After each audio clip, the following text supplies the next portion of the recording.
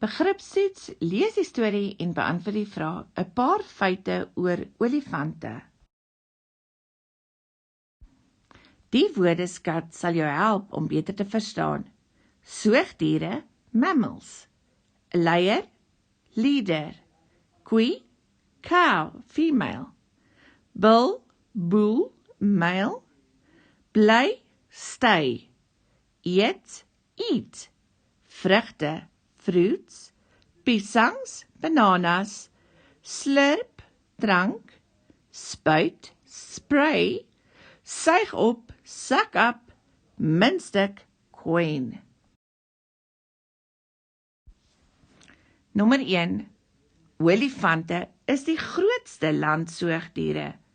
Nommer 2. Olifante bly in families. Die leier is gewoonlik die oudste olifantkoei in die groep.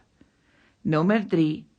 'n Olifantbul bly net in die groep tot hy 15 jaar oud is en dan gaan bly hy op sy eie.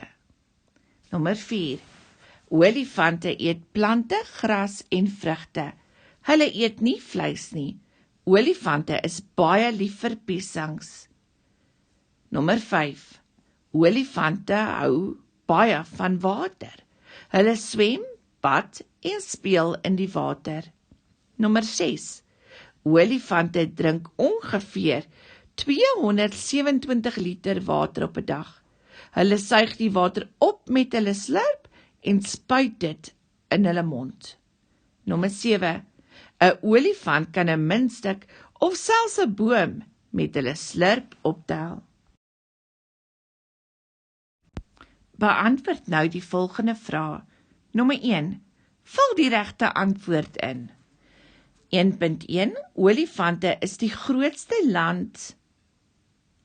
1.2. Olifante eet en 1.3. Hulle drink ongeveer op 'n dag.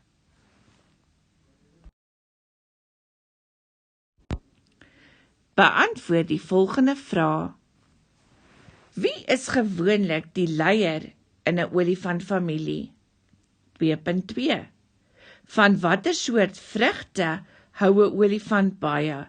2.3. Hoe drink 'n olifant water? 2.4. Hoe oud is 'n olifantbul as hy op sy eie gaan bly? 2.5. Wat doen olifante in die water? 2.6. Noem 2 goed wat 'n olifant met sy slurp kan optel. 2.7. Hou jy van olifante? Hoekom?